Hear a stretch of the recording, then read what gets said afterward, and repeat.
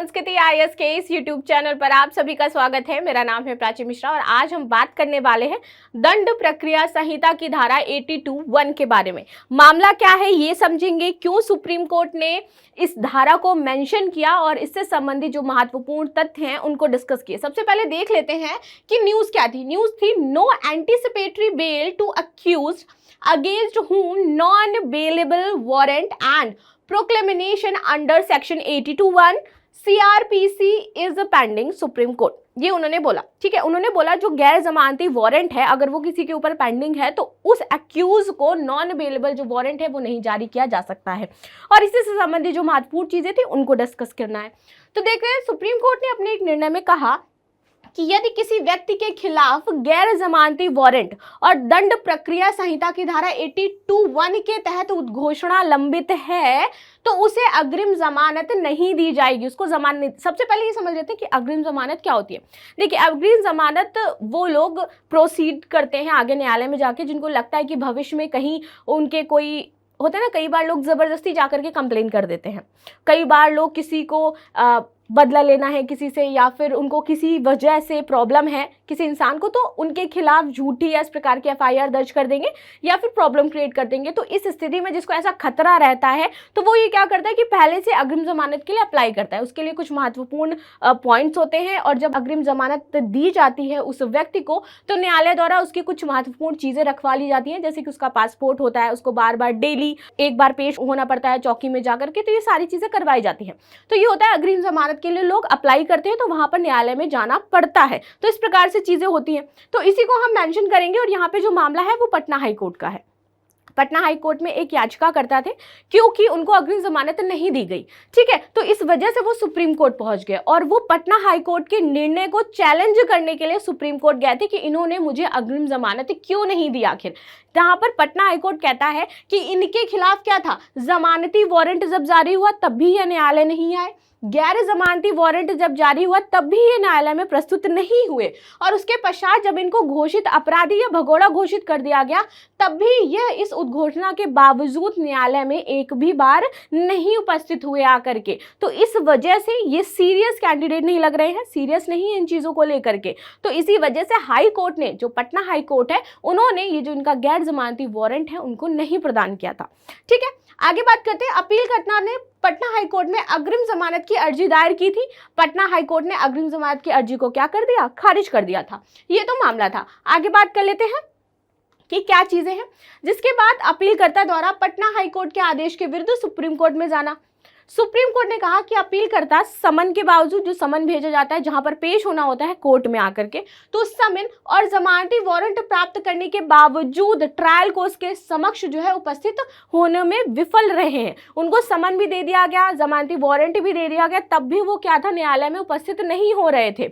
इसके बाद उन्होंने गिरफ्तारी के डर से अपनी जो जमानत की अर्जी थी वो भी वापस ले ली थी और गैर जमानती वारंट जारी होने के बाद भी वो नियमित जमानत के लिए उन्होंने आवेदन नहीं किया, वो डेली आ नहीं रहे थे। तो इसलिए इनको जो गैर जमानती वारंट है वो नहीं दिया जाएगा।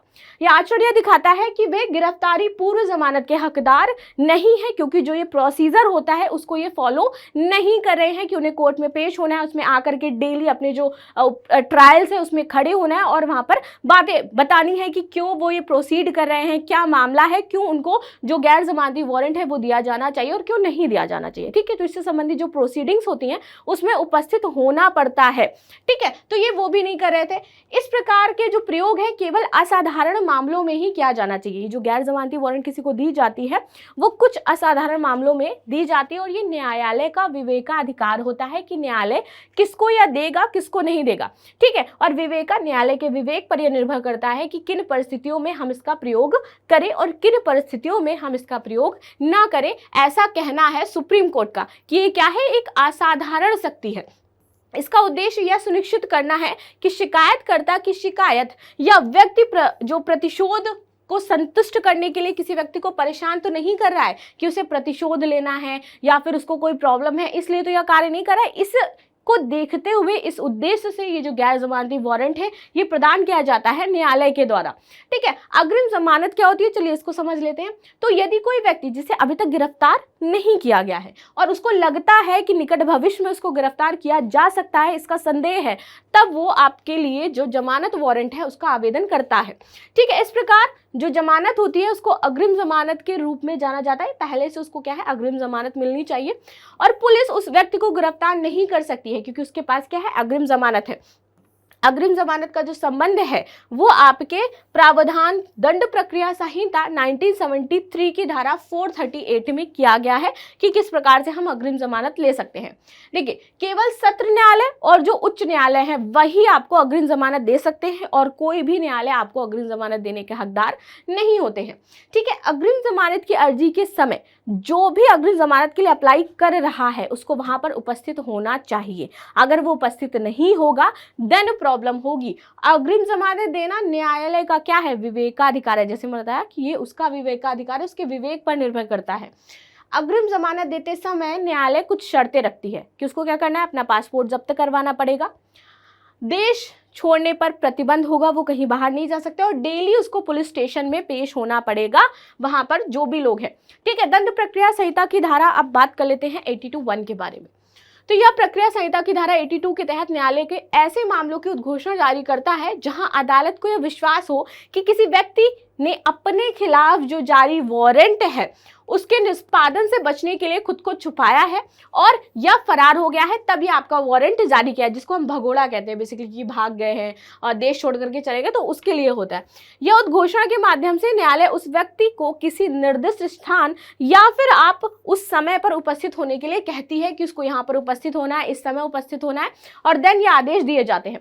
यदि व्यक्ति उस भारतीय दंड संहिता के तहत गंभीर आरोप, जिस पर भी आरोप लगाए गए हैं, और वह उद्घोषणा के बाद भी उपस्थित नहीं होता है, ठीक है, तो अदालत मामले की जांच कर उसे घोषित अपराधी घोषित कर देती है कि अब क्या है, ये अपराधी कहते हैं ना, उसके खिलाफ वारंट निकल गया है, पर्चे छपते हैं और ये बताया जाता है। और जब वो वहां पर न्यायालय में पेश हो जाता है तो घोषित अपराधी का जो टैग है उसे हटा दिया जाता है, उसको अपराधी की उपाधि जो उसकी समाप्त, मतलब घोषित अपराधी की जो उसकी उपाधि है उसको समाप्त कर दिया जाता है और फाइनली उसको गिरफ्तार कर लिया जाता है। ठीक है, तो ये पूरा मामला होता है। आगे अंत में जैसे कि हमारा प्रश्न रहता है, तो प्रश्न देख लेते हैं क्या है।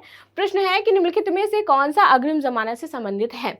भारतीय दंड संहिता की धारा 438, दंड प्रक्रिया संहिता की धारा 438, दंड प्रक्रिया संहिता की धारा 418 और संविधान का अनुच्छेद 438। तो इससे संबंधित जो प्रश्न है उसका आंसर कमेंट में अवश्य दीजिएगा। मिलते हैं नेक्स्ट क्लास में, तब तक के लिए धन्यवाद। लाइक शेयर सब्सक्राइब करना बिल्कुल भी ना भूलें।